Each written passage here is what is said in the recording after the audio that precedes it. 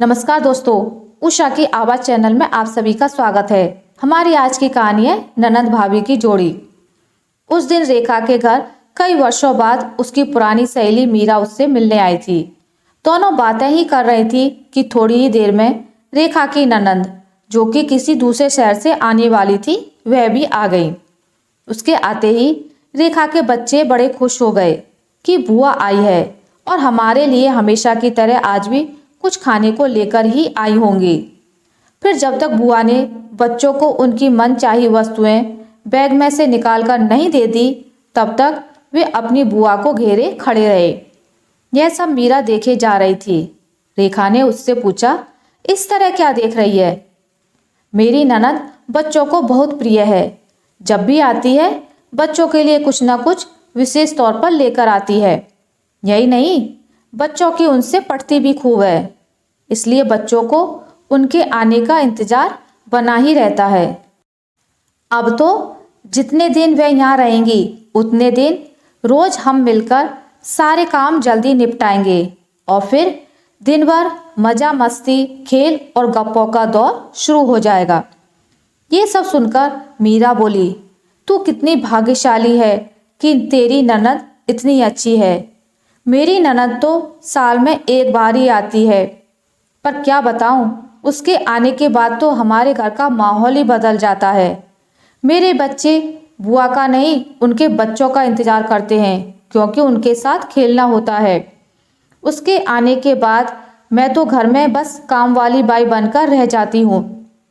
घर में पूरी फैमिली, मेरे सास ससुर, ननद, पति सब मिलजुल कर बतियाते हैं, पर मुझे उसमें शामिल नहीं करते। रसोई में तो कोई झांकता तक नहीं, बस बाहर से ही ऑर्डर कर देते हैं कि रितु आई है तो उसकी पसंद का ही खाना बनाओ। मेरी ननद और सास बाजार या अन्य कहीं घूमने भी जाते हैं, पर मुझे बताते तक नहीं कि कहाँ जा रहे हैं, कब आएंगे। यहाँ तक कि हमारे घर की साल भर की सारी प्लानिंग भी मेरी ननद ही करती है। अभी हमारे घर में रिनोवेशन का काम शुरू होने वाला है, ऐसा मेरे कानों में सुनाई दिया है। यह भी मुझे बताया नहीं गया। उसका डिजाइन भी वही सिलेक्ट करेगी। कहने को तो मेरा ससुराल मेरा घर है, पर मुझसे किसी बात में राय तक नहीं ली जाती। दूर बैठी मेरी ननद ही सब तय करती है। मेरे पति भी इस मामले में कुछ नहीं बोलते। ननद का तो अपने ससुराल और मायके दोनों पर राज चलता है, और मैं आज भी ससुराल में अपने आप को अजनबी ही पाती हूँ।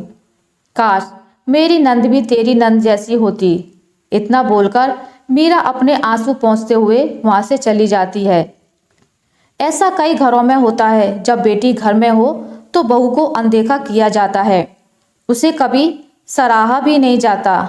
और तो और, कोई बहू की तारीफ कर दे तो सास यह जरूर कहती है कि मेरी बेटी भी कुछ कम नहीं है।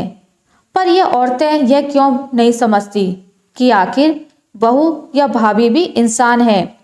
कभी कभी उन्हें भी लगता है कि ससुराल वाले हमें बेटी जैसा भले ही ना समझें, कम से कम घर का एक सदस्य समझकर कुछ तो अच्छा बोल लें।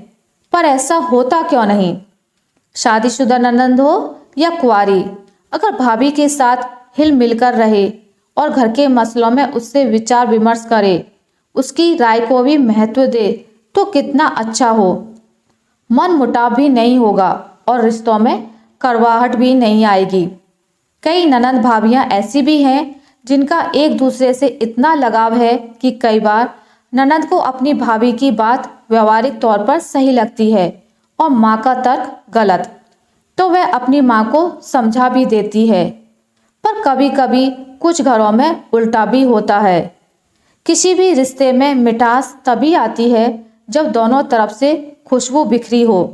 ननद और भाभी दोनों ही खुले विचारों वाली होनी चाहिए, तभी परिवार में खुशहाली आती है। अब एक बार आप अपनी खुद की जांच और परख कीजिएगा कि आप एक अच्छी ननद या अच्छी भाभी हैं या नहीं। आशा करती हूँ आपको मेरी आज की कहानी अच्छी लगी होगी। अगर आपको मेरी ये कहानी अच्छी लगी है तो इसे लाइक करें, ज़्यादा से ज़्यादा शेयर करें, और अगर आप मेरे चैनल पर नए हैं तो इसे सब्सक्राइब करना ना भूलें। मिलते हैं एक नई कहानी के साथ, तब तक के लिए नमस्कार।